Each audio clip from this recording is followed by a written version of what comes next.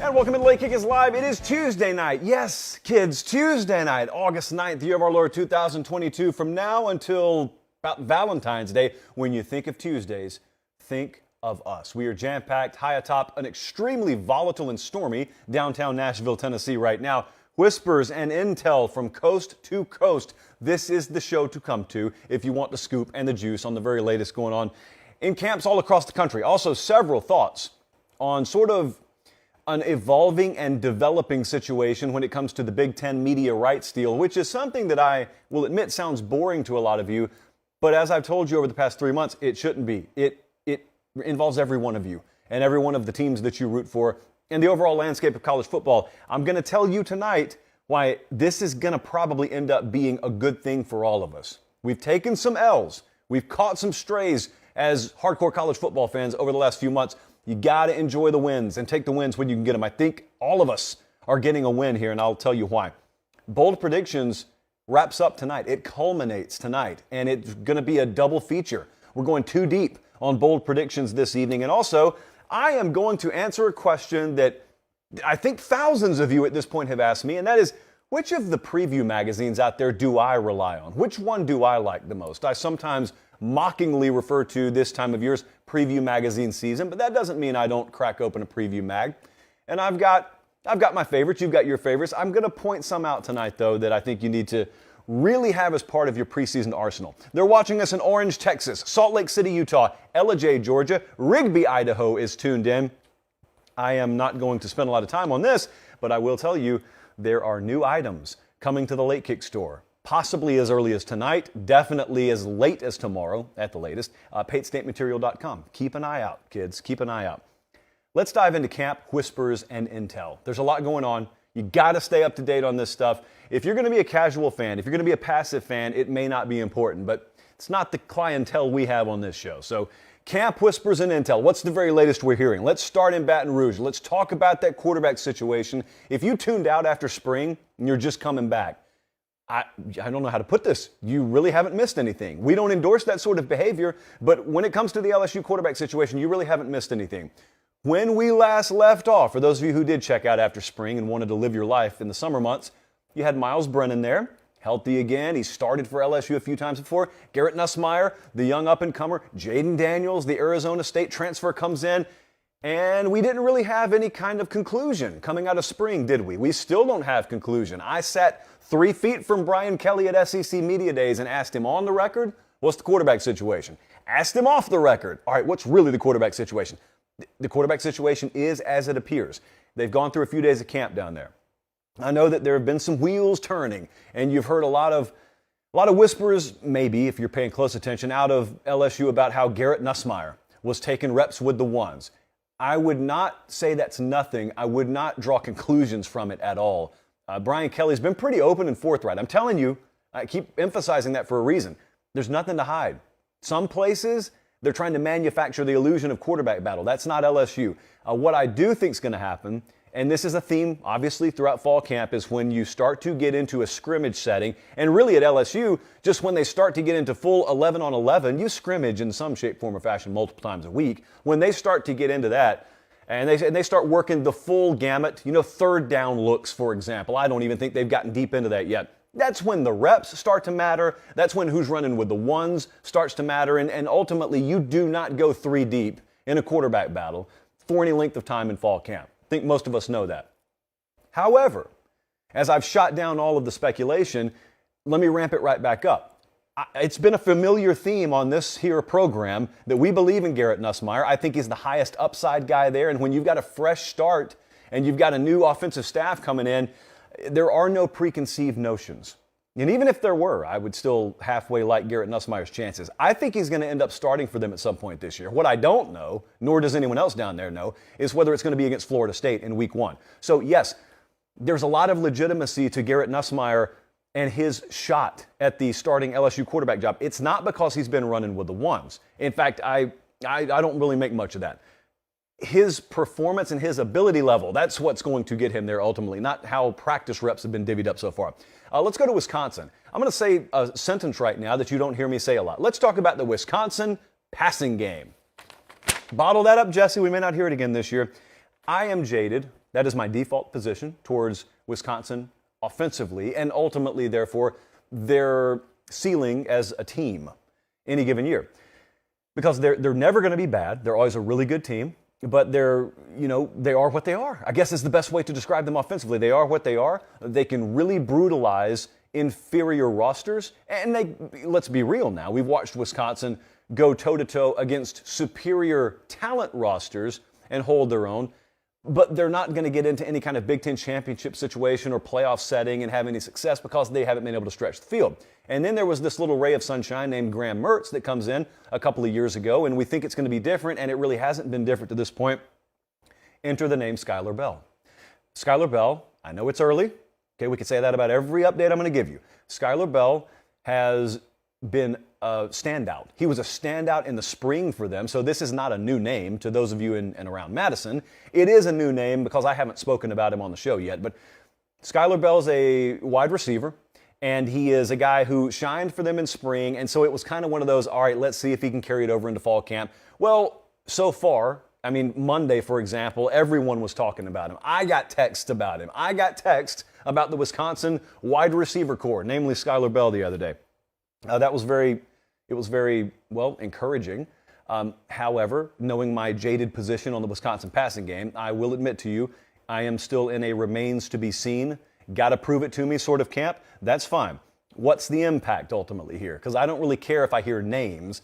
I want to see a tangible difference in the overall offensive output.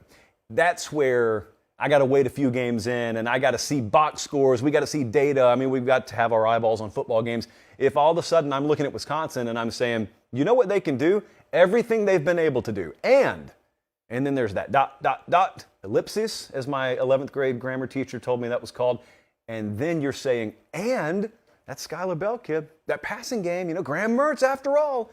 Wouldn't that be fun to say? Wouldn't that be a little shot of adrenaline in the Big Ten Western Division picture? Let's fly down to Austin, Texas. But not to talk about the quarterback position. No. Let's dive a little deeper with the Longhorns, shall we? What are the hopes of the 2022 Texas Longhorns really built on? As is usually the case with any team with high expectations, the lines of scrimmage. Pass rush and offensive line are two critical factors that were in relative states of disarray last year. And that was a fancy way of saying they just kind of sucked in both areas. And this year, there's reason for guarded optimism, but it's not like someone flipped a magical switch down there and all of a sudden they got all Americans from left to right across the O-line and they got 4 different Will Andersons in Austin. It's still a work in progress. And that's why even if Quinn Ewers is a guy who pans out this year, that doesn't automatically solve all of Texas's problems. Well, now we start to get into fall camp. And now we start to hear how they're rotating guys. And here's what we did know. We knew even in spring, when they could not even practice like they wanted to because that true freshman class had not come in yet, you can put 2 and 2 together and reasonably assume, well, that means true freshmen are going to have to play on the offensive line at some point this year. And Kale Hudson, or Cole Hudson, I can't remember, Kale or Cole, Hudson is a guy who was there. He's one of the true freshman offensive linemen who was there in spring.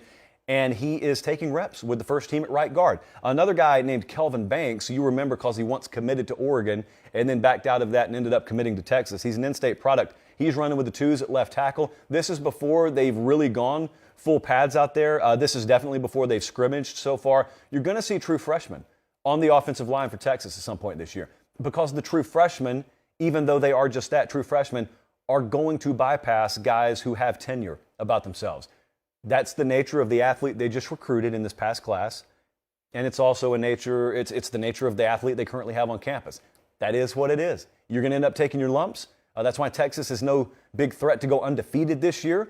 But if those guys do end up maybe a little bit surpassing expectation, well, you know who you've got in the backfield at running back. And you know who you could have at quarterback. And you definitely know who you've got out wide. So hopefully those tumblers kind of start to fall into place. But we will be keeping an eye on those Texas practice reports, especially when they get on the field and they go, full scrimmage mode. Who is starting there and how many true freshmen are running in that 2 deep?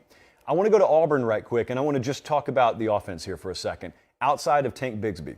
Tank Bigsby, pound for pound, is one of the best running backs in the country, regardless of program. But at quarterback, They had sort of a three-headed I don't know in the spring. Zach Calzada has transferred here from Texas A&M, was not able to practice in the spring. TJ Finley played for him at various points last year, kind of have what you have with TJ Finley. And Robbie Ashford was the Oregon transfer, who's also in the mix there. And it's kind of the opposite of some of the other quarterback situations in America, where you may look at some of them and say they got multiple guys they probably think they can win with. At Auburn, we've been trying to figure out whether they have one guy they can win with. Now, what's fun is, I'm from down there, so I know some folks close to the program. Not as many as I used to because a new staff's in there. But you hear such mixed reports. And then you go over to Auburn Undercover, our Auburn 24/7 site, and you read practice reports. And it's early in camp, obviously, but already I've noticed a theme. And that is, you'll see wide receivers struggling with drops. But then you'll listen to Brian Harsin on that same day after the media viewing period is over talk about how it's one of the best days we had. And it's just basically saying all that to say consistency is not necessarily where it needs to be. It's the first week of camp, so that's not the biggest shock in the world. But they have to have more to this offense than Tank Bigsby. It has to be at least a couple of guys out wide. They have candidates now. They got some surprising size, actually, in that wide receiver stable. But to answer the question, who's throwing them the ball, that's something we still haven't arrived at. And I think that scrimmages are going to be vitally important at Auburn. I think they've got one coming up this week where there are people around that program who expect this guy on your screen, Zach Calzada, to eventually separate himself. That hasn't happened so far. But then again, the assumption, I think, from a lot of folks around the Auburn program is based on that scrimmage setting, a full football setting being tailor-made for Zach Calzada to make his move. I've watched him play. You all have watched him play. I think that's a pretty safe assumption. Zach Calzada plays in such a manner that's gotten himself injured a couple of times. So he does not have any problem putting the pedal all the way down on the floor. I just wonder if the pieces will develop around whoever that quarterback is, Calzada or otherwise. Last stop, and we're going to have, obviously, this as a theme the entire month of August. But at Tennessee, they had problems defensively last year. That's not the breaking news. I also don't think it's breaking news to tell you defense has left a little bit to be desired so far through fall camp. They've got several scrimmages still to come to.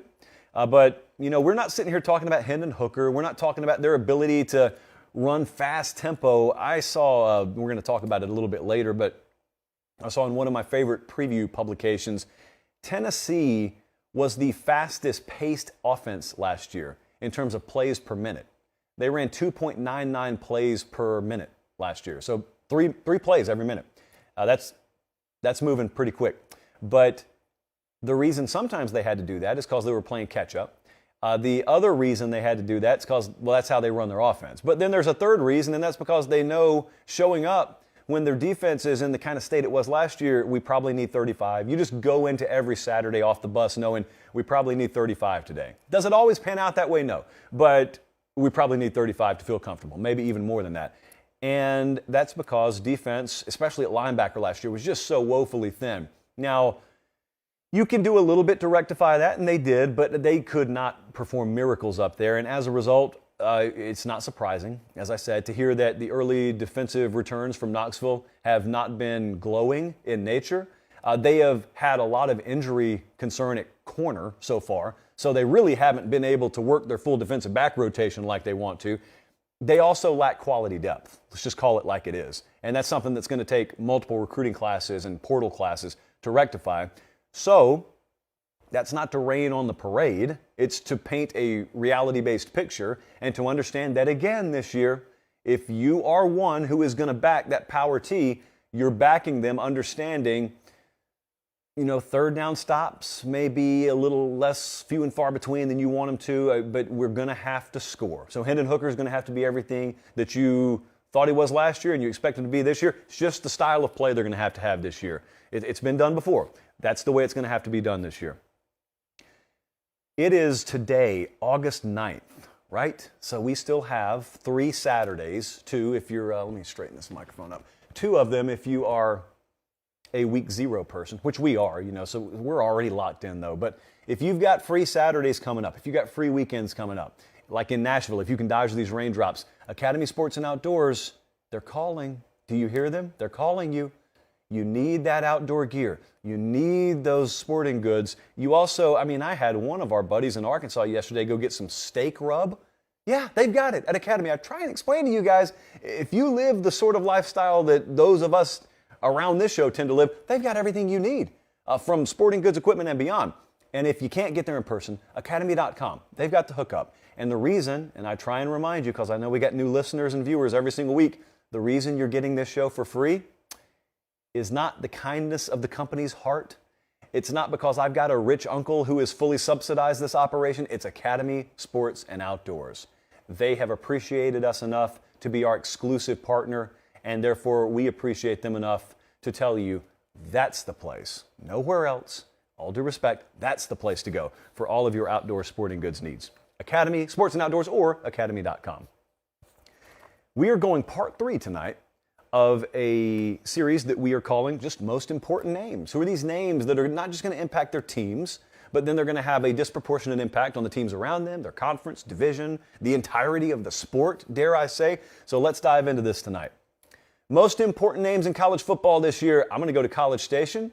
Devon Achane he's a guy I love to listen to Jimbo Fisher talk about. Jimbo Fisher, when he talks about Devon Achane, he almost talks about him as if he has taken it personal, that he has not gotten more push nationally. And I get why he's saying it because he knows what caliber of player he is. I also get why he has not gotten more national push. It's because he hasn't been a feature back there. He will. Theoretically, he's got that opportunity to be this year. He split time with Isaiah Spiller last year. And so when you look at his numbers, you could either be a casual who says, he didn't even rush for 1,000 yards. Or you can pull out your calculator and see, let's see, 130 carries, 910 rushing yards. Wow, that's like 7 yards per carry, isn't it? And yeah, it is. So it doesn't take a rocket scientist, trust me, we can do it, to extrapolate those numbers out. And what happens if we add another 100 carries to that workload? He also happens to be able to run like a 3.840, so he doesn't hurt if you want to get him the ball out of the backfield. He can really hurt you in that department too. He is as poised. Devon Achane is as poised for a breakout season at the tailback position as anybody at that position in college football. He is a guy I don't really have much doubt about. I am able to freely speak confidently about him because if he avoids injury, everything about how they're set up this year, everything about how their depth chart is set up this year lends him to really flashing on the national radar. And think about it. He's in the SEC West, so you're going to get Zach Evans at Ole Miss. You're going to, let's see what LSU does, but you're going to get Jahmyr Gibbs, for example, at Alabama. Let's see. We know we got about half a dozen running backs up at Arkansas. Let's see how Achane kind of fits on that national radar. He'll be a standout at A&M. I want to see how he fits on the national radar. Let's go to Nebraska for a second. Here's a really important name. Really important. Casey Thompson, former quarterback at Texas. He's now the starting quarterback. Presumably, we're going to presume that he is the starting quarterback at Nebraska. I'm going to read you some numbers here. In fact, you're looking at them on your screen right now. In 2021, Casey Thompson at Texas, he played 12 games. He was kind of in and out. They had some rotation at the quarterback position. But he was a 63.2% completion percentage guy. He threw 24 touchdowns, 9 interceptions. All right, so here's the question. If I just take that number, if I take that kind of statistical output and I drop it at Nebraska, what happens? I know one year does not automatically carry over to the other, so we can't just magically say, well, if he does that this year, they win all those close games they lost. I know that real football doesn't play out like that, but let's just humor each other for a second. If we get that kind of production, what they had last year at Nebraska in Adrian Martinez was a 14-10 touchdown to interception ratio, which is really what killed him because, he threw for 2,800 yards last year. So Martinez had more passing yards than Casey Thompson did. He was not as good in terms of completion percentage, but just turning the ball over. That's what hurt them a lot last year. I think if they get Casey Thompson at his reasonable best, I think that, they're winning more than 3 games is the first thing I think. The second thing is, what does that do? We're talking important names outside of just their own little personal space there. If Casey Thompson performs admirably this year, he resurrects the bowl hopes of the Nebraska program. He probably saves Scott Frost's job. It greatly shakes up the Big Ten Western Division race. And of course, you look at the opposite sides of those respective coins. If he doesn't pan out this year, then you're probably looking at a different head coach at Nebraska come 2023. So, yeah, no pressure or anything, but that's a really important name at Nebraska. At quarterback in Knoxville, this is why I didn't touch on him a whole lot a second ago, Hendon Hooker, really important name. Remember what I just said. Defensively, you got what you got with Tennessee. So you've got to come into every Saturday expecting that you probably need to be in that mid-30s range to at least feel like you're giving yourself a really good shot to win. It's one of the most high-leverage quarterback positions in America because of the tempo they work at. I know this kind of serves as its own individual segment on our YouTube channel, so I'm going to repeat what I just said on the live show. 2.99 plays per minute. They're going to run a ton of plays. He's going to touch the ball a whole lot. So there are just more decisions that Hendon Hooker has to make on an average Saturday, and then you extrapolate that number out over, hopefully for him, 12 games. You see how his name, even in that column of quarterbacks, is just a little bit more important. Also, there's more weight on his shoulders. Offense has to carry more of the load at Tennessee than it does elsewhere. He'll be asked to do way more. They think he's fully capable of it. 31-3 touchdown to interception ratio guy last year. Also, and here's where he impacts the rest of the sport, they play Pitt in week 2. So he could go up there and he could not only shake Pitt in terms of, and I know this is a stretch, in terms of any playoff resume the Panthers may have, but it also serves to give us a good taste of what Pitt is this year. You know, it serves to give us a nice preview of how they may fare in ACC play by watching what they can or can't do against Hendon Hooker and Tennessee. But also, this is a team in Tennessee every year. You know they play Bama. You know they play Georgia, one of only a precious few teams who play both of them, but also Tennessee goes to LSU this year. So there's a really good chance to do some things in the ACC or to an ACC team. You got a couple of shots at SEC Western Division teams, high profile in nature. You got the Georgia game. You also got Heisman conversation if you start to get deeper in the season and those numbers start to rack up in a pinball manner. Then I want to go to Waco, Texas. Now, the last time I was in Waco, I was broken down on the side of the road. Not the fondest of memories. But you know what else we got to do? We got to see a field storming, and we got to see Baylor take down Oklahoma, and we got to really learn a little bit more about Dave Aranda. Dave Aranda, one of the most important names in college football this year. We may be seeing a new model for him. You realize that? You never know it as it's happening, do you? You only look back years later and say, oh, that was the A model or the B model or the C model. Frank Beamer at Virginia Tech, that was the Virginia Tech model. Well, we may be seeing one form here. Everyone knows the Tier 1 model. Everyone knows the Bama model. Just go get the best players in the country, hire the best coaches in the country, fill your staff up with an army of analysts, and just get the best of everything. Yeah, it's one way to go about it. It's pretty foolproof. Not everyone can do that. And so Dave Aranda realizes that. And at Baylor, I think they're developing their own model. And one of the biggest compliments that you can get as a coach is the product you're putting on the field. The results that your program is yielding constantly outpace the sum of the parts. That's what we could reasonably say about Baylor last year. I expect we're going to be able to say it about them again this year. And then all of a sudden, you don't get to look at last year as being some fluke anymore, which I think some people are still prone to do. Anybody can just pull off a shocker for 1 year. You know, if Oklahoma would have had 6 more inches, we wouldn't be talking about you as a conference champ. You know how all that goes. Well, if they turn that trick again this year, all of a sudden you don't get to use that F word, that fluke word anymore, nor any other F words around here. Let's make it a family-friendly program. It's not Brandon Walker. We're not savages.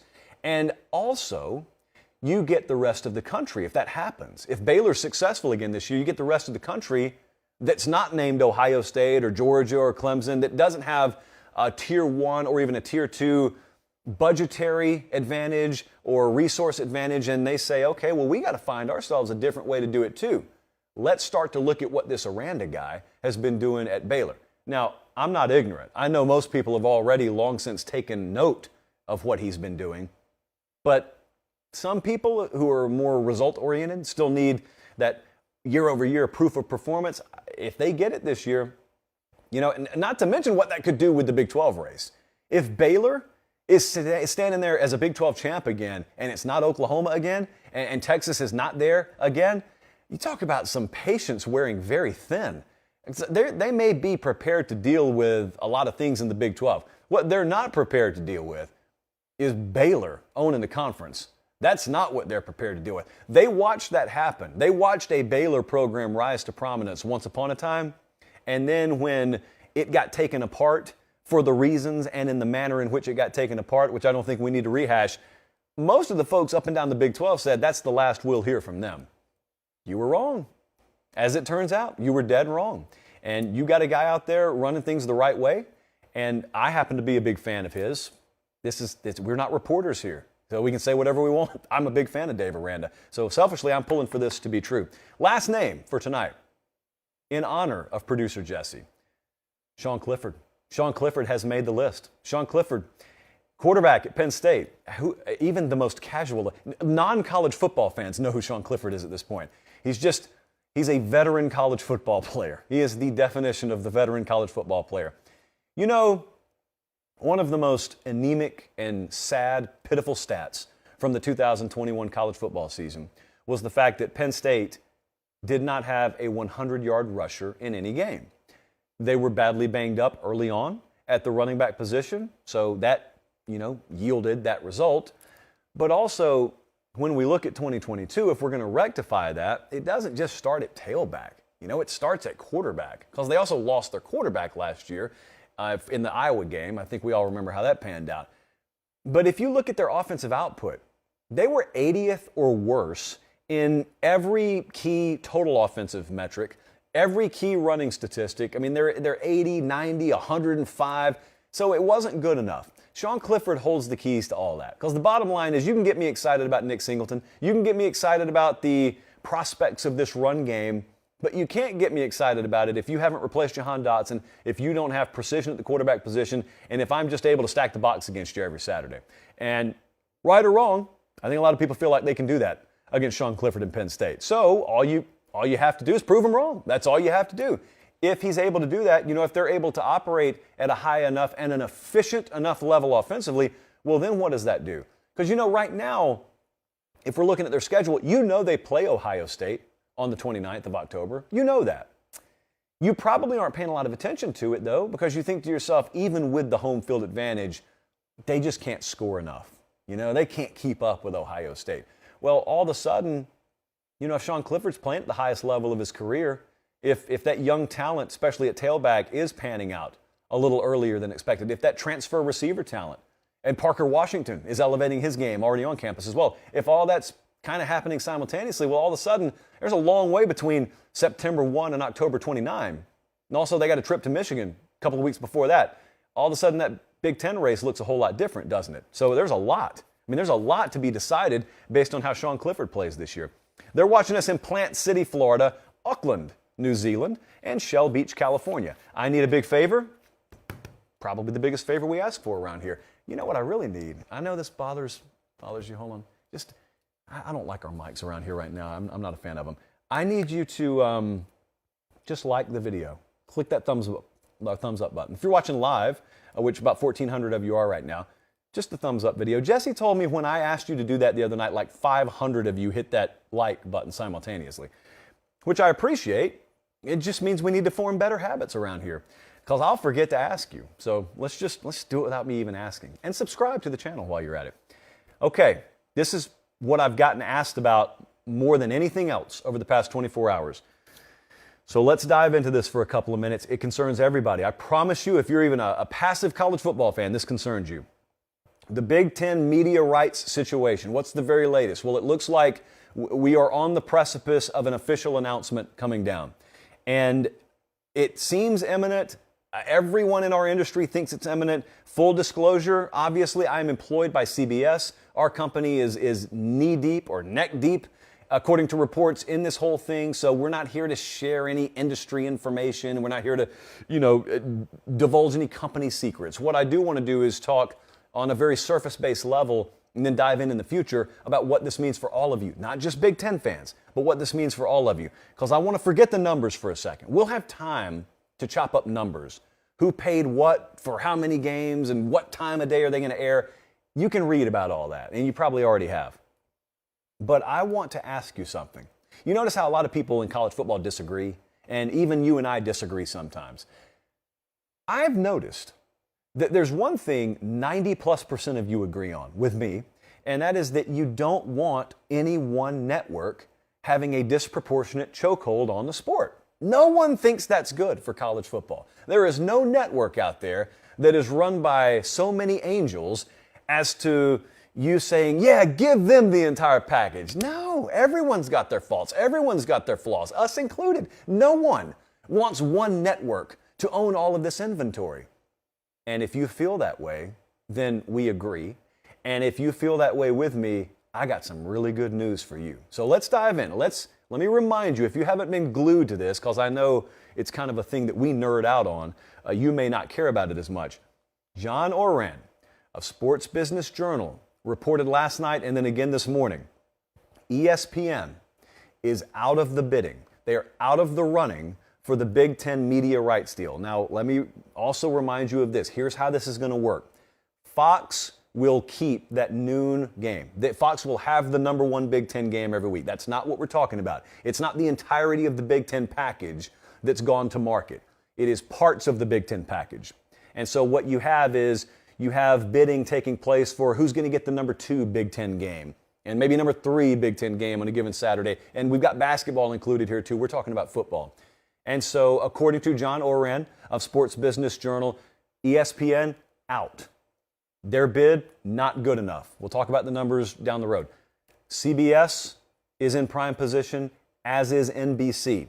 That according to John Oran. That's not anything that we shared on a company meeting earlier today. Here's the follow-up quote. Okay, so think about so far what I just told you. The Big Ten, they already got Fox. You're looking at potentially CBS and NBC. That's all the big ones. That's the 3 that your dad and mom used to watch when they were kids. So you got them all in the room. And then, and you know what it's time to do? It's time to pop the paper. I want to also add this little cherry on top. And then I'm going to hit the rewind button about 3 weeks for you. This also from John Oran yesterday. ESPN presumably out of the bidding for the Big Ten media rights. And then, quote, ESPN is expected to aggressively, therefore, go after the Big 12 and Pac-12 media rights. Director Colin, I think you have a piece of video from 3 weeks ago. I want to remind you guys, you are not wasting your time when you're watching this show. And here is, once again, proof. Roll it. Here's where it concerns the Big 12 and the Pac-12. There are going to be some other big players at the table who are told, you lose. And you know what they're going to do? They're going to look in front of them. They've just got this huge mountain of cash that they've allocated to spend on Big Ten football and basketball, mainly football. And they were told, your money's no good here, but your money's still here. And so what are they going to do with it? Well, they can do one of two things. Either they can just say, well, there goes the SEC. There goes the Big Ten. They're locked up forever. The ACC is not coming online anytime soon. I guess we're just not going to have college football on our airwaves. Spoiler alert, that's not the route they're going to go. Or they could go route B, and they could say, all right, what else we got? There's the Pac-12. Now, the Pac-12 is not going to be nearly as attractive a product as the SEC. The Pac-12 will not be nearly as attractive a product as the Big Ten, but they will be a product. And someone, in fact, multiple someones out there are going to have a ton of money and a ton of shelf space that they need to fill. You're not in as bad a position if you're the Pac-12 or the Big 12. I think it's kind of a one or the other scenario right now. They're not in nearly as dire a position as it seems. John asked in the live chat, why did I just turn gray? I think it's a good touch. I think when we play SOTs, which is a soundbite, I think we do need to do that kind of coloration to it to basically show you that's from the past. This more bright, vibrant color, this is present, this is live right now. But that was from the past. Well, did you notice we kind of nailed that? It's almost like we knew something because we've been talking to someone. Sources, as they call them. Not only did we have the right feel on that, but now I want to tell you where it gets even better. A lot of good news in this segment for all of you. What I said there is, hey, a lot of folks are going to bid on the Big Ten. Someone's not going to land it. That money's still going to be in their lap. And then it's like you go to the grocery store and you go to the car lot and you planned on spending on a car and they're all out and you're just sitting there with all that money. What are we going to do with it? A responsible person would just go invest it, put it back in the bank. We're not responsible people. So we've got to spend it somewhere. Oh, and by the way, your wife has demanded that you come home with groceries, that you come home with a car. And it's the same way here. Whoever it is, if it's ESPN, if it's whoever it is, they got to have stuff to put on that shelf, namely live college football. And there is not an endless supply. Scarcity has entered the chat, and scarcity is suggesting that you better go grab the Big 12, you better go grab the Pac-12, you better get whatever you can. And here's the added bonus. If you'll notice in John Oran's reporting, not only is ESPN whiffing on the Big Ten and therefore back on the market, I haven't heard a single mention of Apple. I haven't heard a single mention of Amazon. If those three, or really just even two of the three, but if all three are still in the room and they haven't dropped a dime on live media college football rights yet, then it's a heyday for the Pac-12 and the Big 12. They are not going to get Big Ten money. They're not going to get SEC money. They're not going to be poverty conferences, though. They're going to get probably well above and beyond what, traditional market rate would be, because the market's changing. And that's good for all of us. It's good if you're an Auburn fan. It's good if you're a Michigan State fan, because unless you want to see the rest of the sport fall off the proverbial cliff, then you have to be able to have those conferences subsidized. And in a perfect world, you don't have to subsidize them. The good old-fashioned market does it for you. And I think that's about to happen. I think you're going to see ESPN move aggressively for one or both of those properties. And there's also an understanding in our business right now, because no one has taken the full dive in with any streaming service. That means no conference has said, we're signing with Apple. No conference has said, we're signing with Amazon. Why? Because they're terrified that audiences aren't going to follow them there. They're terrified that you and I are married to the concept of holding that remote control and watching traditional programming on Fox, CBS, NBC, ABC, and we're not going to pull up our smart TV and go to Amazon to watch Washington State versus Arizona. Look, maybe we will, maybe we won't. But what if one of those streaming giants comes to you and says, we're willing to pay 230% market value for your media rights package? It's going to happen. It's just not an if, but a when. I wonder if it's very close to happening. I think especially attractive would be the connection between the Pac-12 and Apple, for obvious reasons. So that's all on the table. So I think they're going to get a lot of money, and they've been written off for dead, and I don't think that's the case right now. But here's my message to Big Ten fans. You won. If this goes down like this, you're the huge winner in this room. I like the Big Ten's position above and beyond the SEC's position. But here's the other thing to think about, because I guarantee you've either thought this or you've heard someone say this over the past 24 hours. The huge industry takeaway is if this ends up panning out, it'll be the first time in like 4 decades that Big Ten football and basketball, it's not airing on ESPN. That's a huge deal. I don't want to overlook that. That's a huge deal. Here's the follow-up. My message to Big Ten fans on this is relax when it comes to worrying about ESPN. There's a lot of concern out there right now. I've heard it a dozen times today already. Oh man, the SEC, they've got exclusivity with ESPN. ESPN owns the college football playoff. Could we be about to get screwed out of spots because we don't get proportioned coverage to the SEC? Could ESPN be about to box us out? Well, no, they're not going to. But if they do, it's going to largely be irrelevant, and I'm going to tell you why. That contract between ESPN and the college football playoff expires in 2025. And here's what else you need to realize. The structure, the landscape of our sport is shifting radically, in case you haven't noticed. There is no world, I would bet you a ton of money on this, there is no world I see where you get an expanded playoff and you get the Big Ten and the Pac-12 and whoever else you need to sign off on that media rights deal to sign off on a playoff media rights contract that gives one network the entire playoff. There's no way that's going to happen. No way. Even if it stays at 4 teams, that's not the way they're going to let it happen. But imagine this thing moving to 8 or 12 or 16 teams. Almost dry heave even saying it. But imagine the playoff moving to 12 teams. So you've got added inventory. You got more games. You're insane. if you think that the Big Ten or the Pac-12 are about to sign off on saying, yeah, why not? We'll let ESPN buy that entire thing. There's no way. Some of these conference commissioners have expressed that already. George Kliavkoff in the Pac-12, I don't think took more than 2 or 3 breaths on his first day on the job before he said, I want to take the playoff contract to market. Don't let ESPN buy the rights to that thing again before we take it to market and see what the networks are going to be willing to bid on it. Here's what your playoff's going to end up looking like. After 2025, whatever they agree on, I will, pound my fist on this table in anger, and then that'll subside and it'll be what it is. But your future college football playoff is going to look strikingly similar to the NFL playoffs. Now, within the context of an expanded playoff, this is good news. If you don't like it like I do, put that to the side. If we have to go down that road, this is the only way to do it. You absolutely do it like the NFL's done it. I'm not for the professionalization of college football, but there are some aspects that the NFL pulls off in terms of their structure that I do think would be very advantageous for college football to mirror. And one of them is the way, from a television standpoint, they structure their postseason. You don't tune into one network to watch the NFL playoffs. You catch the early game, the AFC game over there on CBS, and then you got the NFC 4:30 game over here on Fox, and then you may have a primetime game on NBC and the Super Bowl. What does it do? It rotates networks every year. I think that's exactly what your college football playoff is going to look like one day.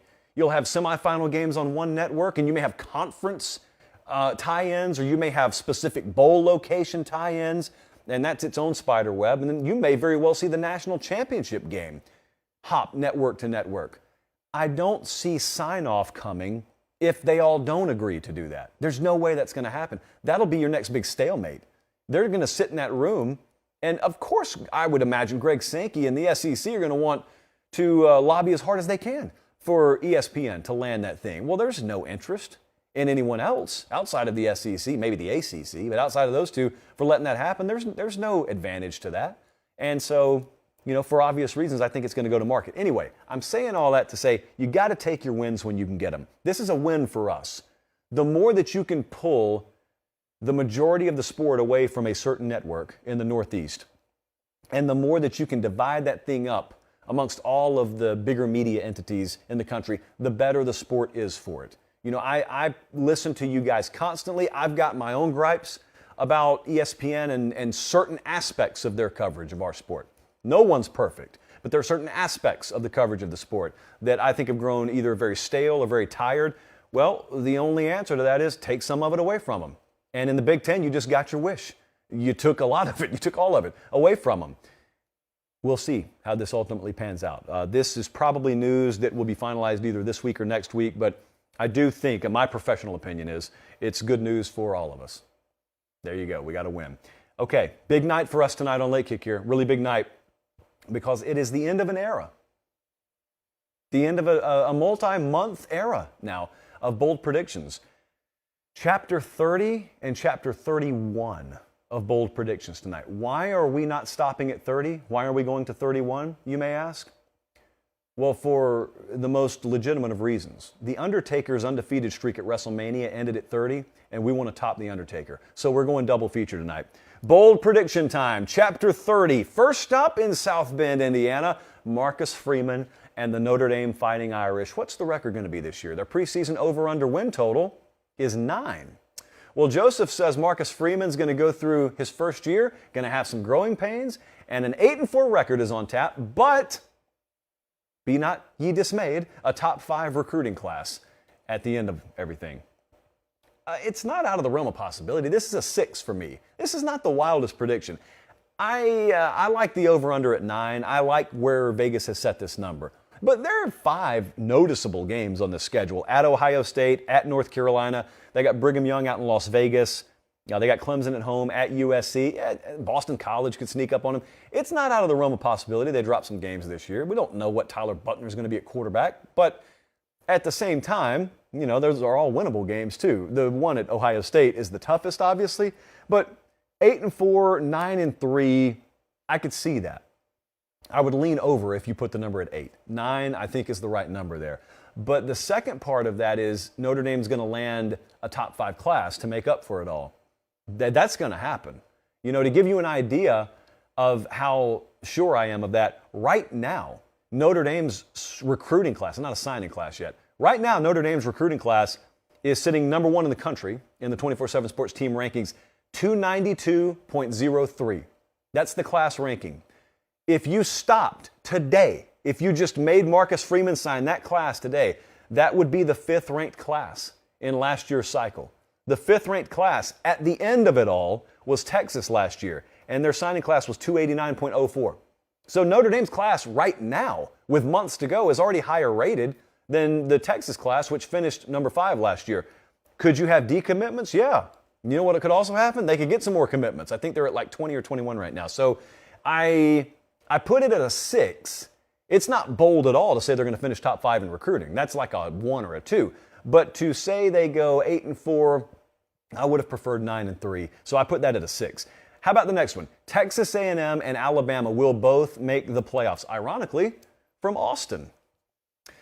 I have never seen, nor have you, 2 teams from the same division make the playoff. Seems like it's happened, but it hasn't. From the same conference, yes. From the same division, no. It does not matter who beats who here. I really believe that. They play on October 8th. There's going to be a ton of attention on that game when Jimbo Fisher faces Nick Saban. I don't know how many times we'll hear people say that, even though they will never appear padded up on the field at the same time. But I don't think it matters who wins that game with this scenario, because you would think typically if Bama loses at home, they got far more ground to make up than if Texas A&M drops a close one on the road. Technically that's true, but look at Alabama's schedule. They would have so much makeup ground. They would have so much territory on this schedule to make up for a loss. It doesn't matter who they lose to, because they got at Texas, at Arkansas, at Tennessee, at LSU, at Ole Miss. They've got so many more games to where it wouldn't matter if they lost by 10 points to A&M at home. If they don't lose again, they'd probably need to go win the SEC championship. But even if they didn't, even if A&M ran the table and went to Atlanta and won, you think a one-loss Alabama sitting there with their only loss to the SEC champs not going to go? Of course they're going to go. And of course, if you invert that and A&M's only loss is to SEC champion Alabama, they would go. It's just that it's tough to do because both of them play really, really heavy schedules. Right now, Bama, their odds to make or miss the college football playoffs, an interesting new prop bet there at Caesars. Bama is minus 225 to make the playoff. A&M's plus 650. So A&M 1, 2, 3, 4, 5, 6, 7, 8, 9. I think they're ninth. And they're tied with Texas, by the way, in terms of odds to make the playoff. This is an 8.5 for me, because anytime you call 2 teams from the same conference, much less the same division, making it, it is an 8 minimum. But if it's going to happen, this pairing may very well be the most likely for it to happen. Next up, let's go to Michigan. Ben said Michigan, at the end of this 2023 recruiting cycle, will have a top 10 class. I don't think it's going to happen. I don't think that there is enough for them to make up this ground. Right now, they're 28th. And I don't really care what you're rated right now or ranked, but I do look at what stands between Michigan's current class at 27, sandwiched between Stanford and West Virginia, and what it would take for them to, rocket their way up the board all the way into the top 10. And the fact of the matter is, I just don't think that they're in it for enough kids highly rated enough for them to propel themselves into the top 10. Top 20, yeah.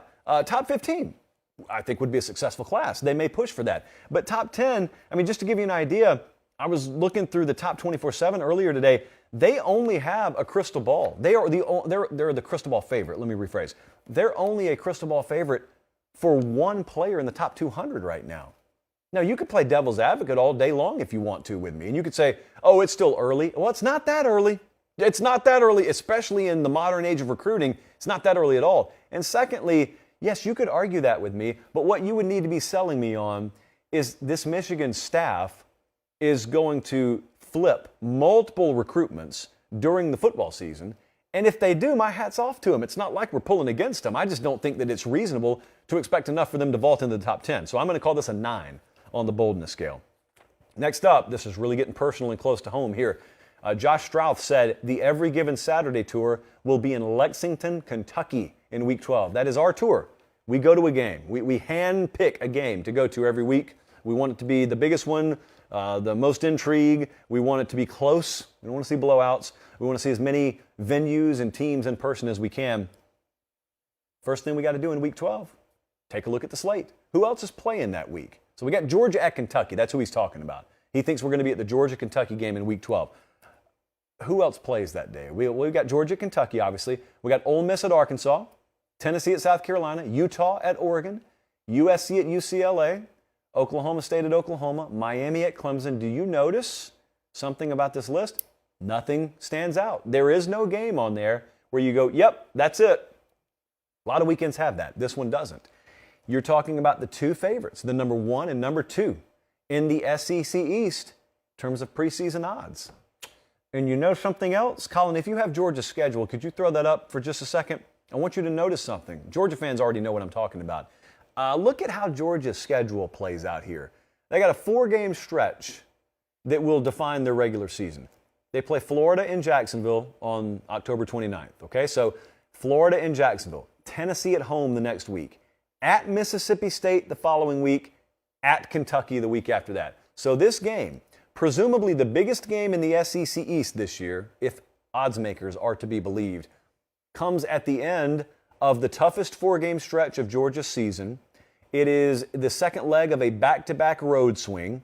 It will be their 3rd time on the road in a 4-week stretch. So I think this is a lot more possible, frankly, than it sounded when I read the question. I'm only going to put a 6 on this. I think this may actually be the game we get to. And if it is, it's our first trip to Lexington. We have not seen Kentucky in Kentucky. We have not done that. So that would be a big deal. So let's keep an eye on that. Still a long way away. Let's keep an eye on that. Let's go with the last one for Chapter 30, at least. KD said Ohio State going to have a similar season to last year. They missed the playoff because of defensive issues again. Ryan Day is in the hot seat next year. Well, that second part, no. So we're going to just exclude the second part. Let's talk about the first part. Certainly if Ohio State misses the playoff, that's what has happened. If they miss the playoff this year, it is because of defensive ineptitude.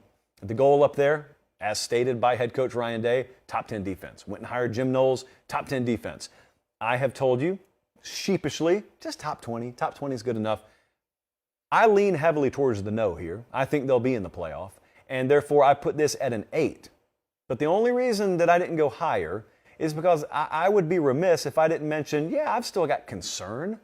It's not, you don't hire miracle workers. I've said that a couple of times tonight. When you make these coaching changes, sometimes it is a night and day difference, but more times than not, what you see some promise in year 1, and then maybe if he's the real deal, and Jim Knowles is, then in year 2, that's really when you see rubber meet road. How realistic is it to just expect this thing to completely be overturned in 1 year? I don't know. Now, the good news for Ohio State is it doesn't have to be totally overturned. That's why I keep trying to be realistic. I mean, what if they're ranked 23rd defensively this year? Look at their schedule first off, and look at who they have on their offense second off, and they could very well run the table with the 23rd best defense in the country this year. So if they don't make the playoff, then it means, well, someone's beaten them. Maybe a couple of teams have beaten them. And it's because of that defense. And at that point, there would be questions about Ryan Day. There's 2 kinds of pressure. We talk about it on the show all the time. You got competitive pressure, and then you got job security pressure. There would be no job security pressure on Ryan Day. There would have to be off-the-field scandal this year for there to be any kind of job security pressure on him. But competitive pressure, if you saw C.J. Stroud play back-to-back years for you and you never made the playoff with him, if you saw all those racehorse wide receivers and you never made the playoff with him, it's unacceptable. They'd all say that. He would say that. So it would be a tough conversation. It wouldn't be job security, though. But I'm going to call that an 8 because I think Ohio State will make the playoff. Now what we're going to do, we're going to call our first and final timeout, just long enough for Colin to re-rack the elements there. And a reminder, nasty. We're at 666 likes. That's just gross. So please like the video. If you haven't, it went down 1. Thank you. So like the video, please, because that's not a good number to look over at. We got 1,000 live the other night. Now, there's no reason why we can't have that now, since there's way more than 1,000 of you watching live right now. All right, here we go. Diving right back in. Bold predictions, the final chapter, 31 chapters, and what a run it's been. What a streak, unlike anything even The Undertaker was able to put up. Let's go to the Pac-12. Someone's going to make the playoff out there, according to Ian, and it's not Utah. A Pac-12 team makes the playoff, not named Utah. There are 3 candidates, max, in this conversation. USC, UCLA and Oregon. If it's not going to be Utah and this conference is going to spit a playoff team at us, it's got to be either Southern Cal or Oregon or UCLA. This one involves a couple of things. It obviously involves whoever makes it beating Utah, I would imagine. All three of them play Utah in the regular season. You may even have to double dip them and beat them in the Pac-12 championship game, or maybe they got you in the regular season and then you return the favor in the Pac-12 championship game. Either way, someone's got to beat them. That's not unrealistic. I just look at who the most balanced team out there is, the most trustworthy team out there is. It's certainly Utah. Therefore, I'm calling this a 9, because also think about what we're talking about. Even if you include Utah, we're talking about the Pac-12 giving us a playoff team, and that hasn't happened in quite a few years. I believe Washington was the last one. So regardless of who it would be, it's lofty. If you take Utah out of the mix, it's even more lofty. So I'm going to put that one at a 9. Next up, we're going to the SEC East. This was a very popular prediction, really throughout the entirety of us doing this. Jack McGuire, who co-hosts Unnecessary Roughness with Casey, with Katie. Casey's fine. We don't even acknowledge anyone else on that show. So Jack said Tennessee's going to win the SEC East. Okay. I asked him if he'd bet money on it. He said he has. I would love to get on board with this. I really would. I put it at an 8.5. There are several reasons why. The first is this could be an any given Saturday team. We've got the Every Given Saturday tour coming up this fall. Tennessee could very well be an any given Saturday team, meaning they possess the right ingredients to any given Saturday cattle prod you to the neck. The problem may be defensively, they do not have the ability to be consistent enough to do what you have to do to win the East, which is bring it every week. And so, outside of some clunkers showing up on their schedule, you may be right. I just don't think they're clunker-proof. Vegas put the over-under win total at 8 right now. They have an early season test at Pitt, which is not a conference game, but Pitt is going to be a really good test for them. And then they got Florida in week 4, and that's really when conference play starts. Keep in mind, they've got Bama, Georgia doesn't. They've got Bama, Kentucky doesn't. They've got Bama, Florida doesn't. So they draw the unenviable task of playing Saban and Bama every year. That gets in their way. I know what the path is, okay? You could sell me on this whole Georgia stumbles coming off a national championship year. It's happened before. You could sell me on Will Levis, Kentucky banking disproportionately on a high-level quarterback. When is that going to work out for them? I know how it sounds. I'm just saying some stuff also has to happen on the Tennessee side of things. And I'm not ready to push all those chips in yet. So I'm calling that an 8.5. They also play Kentucky and Georgia back-to-back, if anyone's keeping track on schedule. Let's go to the Big 12. This one got a 9.5. Because this is trying to predict a conference championship matchup, and that's just hard. West Virginia makes it to the Big 12 championship game against Texas. All right, so predicting specific matchups never ends well. JT Daniels, starting quarterback for West Virginia. How many games do you think he's played? We're asking him to play 12 this year. He has played 10 games over the past 3 seasons. I'm not trying to doubt him. I'm just trying to let you know what the odds are here. There are, 10 teams in the Big 12 right now. West Virginia has the 8th best odds to win the conference. Now, we're talking about making the Big 12 championship game. They play 7 straight games to end their season. This is one of those little scheduling quirks that's especially relevant for West Virginia because they've got the longest road trips in the conference. Their shortest road trip in conference play is over 1,000 miles. Welcome to the non-regionality of college football. So starting on October 13th against Baylor, they go Baylor at Texas Tech, TCU at Iowa State, Oklahoma, K-State at Oklahoma State to end the year there.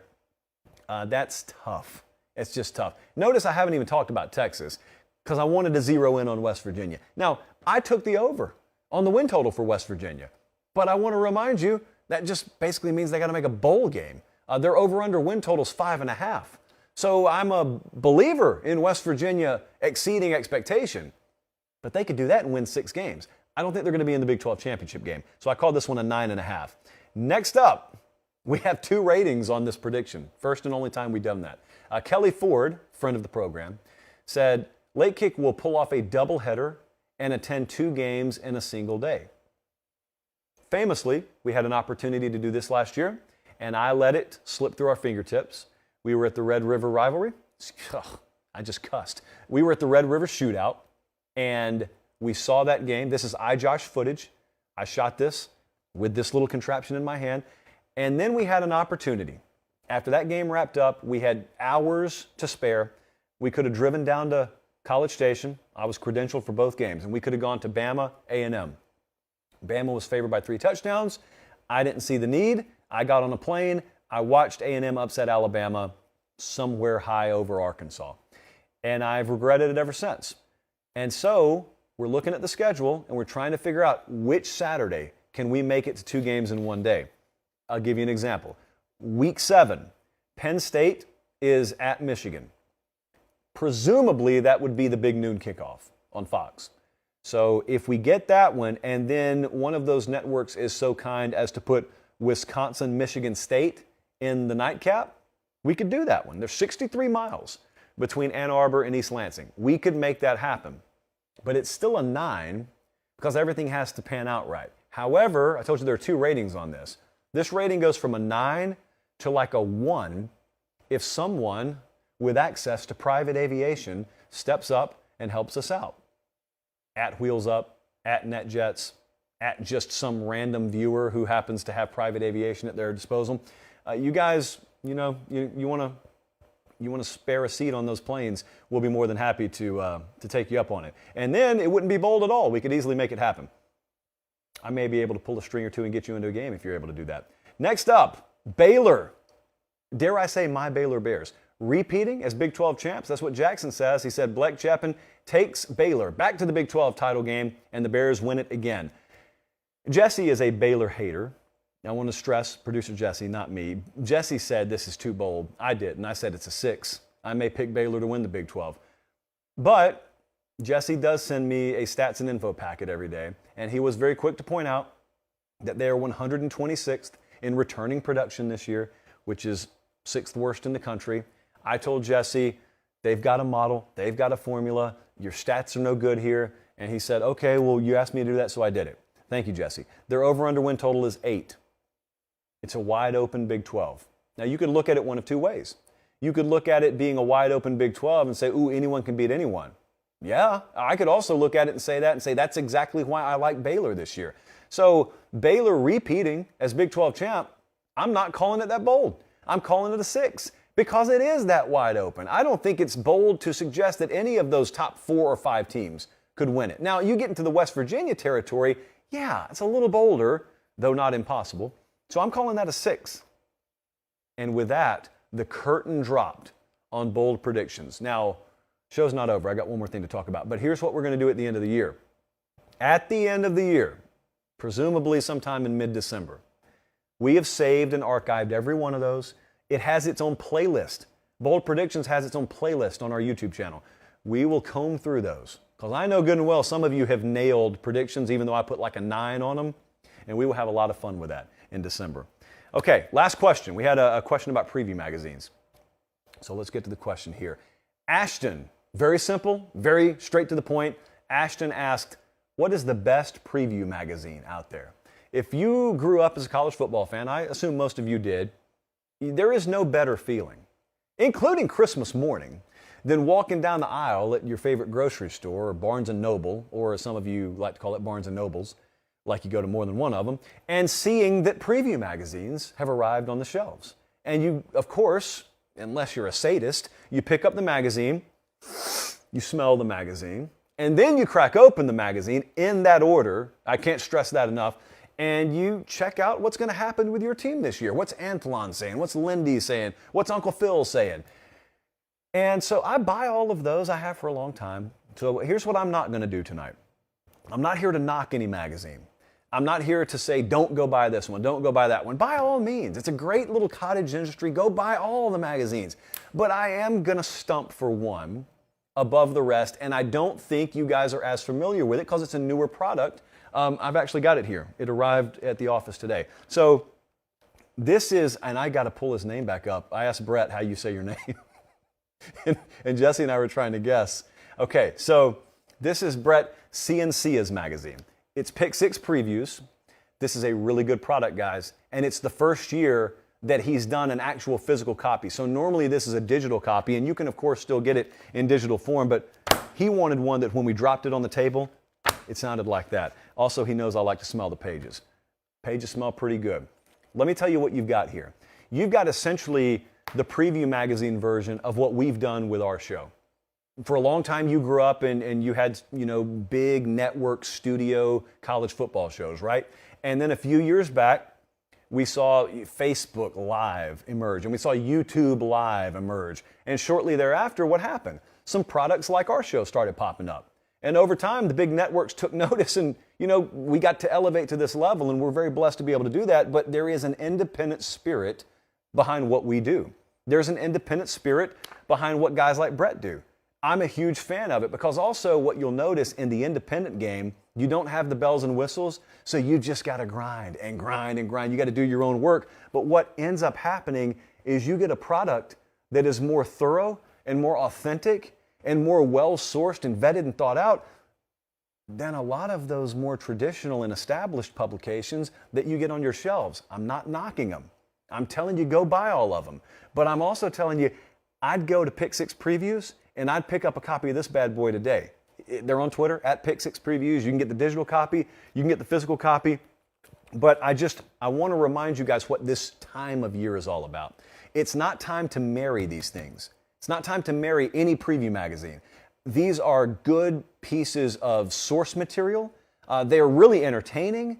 But what you want to do is you want to use it as a guide. If you're someone who loves to gamble, use it as a guide. If you want something sitting next to your chair on Saturdays in the fall to remind you of what depth charts look like, that's your guide. If you just want a general sense of where teams stand, that's your guide. But what I value the most is, do I pick up your preview magazine and read your thoughts? Do I see something that was not aggregated from other sites or other sources or other magazines? That's this magazine. Pick Six Previews, you're reading something authentic. You know that you're reading Brett's thoughts.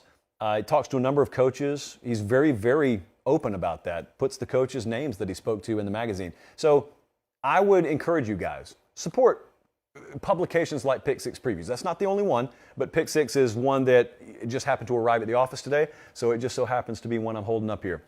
Didn't pay me a dime for that either. Some of you in the future may have to. A reminder, we are back on Tuesdays. We're here, and we're not going anywhere. We'll be back on Thursday, so we got another show in 48 hours. Like the video, subscribe to the channel. I cannot in strong enough terms ask you to do that. This is the time of year. Here's why I'm so adamant about that. This is the time of year where our traction really ratchets up. The search engine optimization aspect of our show really ratchets up. Need you guys to help with that. You always do. You are the marketing department for us. Liking our stuff, subscribing, sharing, that's worth its weight in gold and platinum and everything in between for us. So thank you in advance for doing that. Make sure you check out Pate State Material next couple of days. Got some new shirts and stuff coming out until Thursday night. For producer Jesse, for director Colin, I'm Josh Pate. Have a great rest of your evening. Take care and God bless.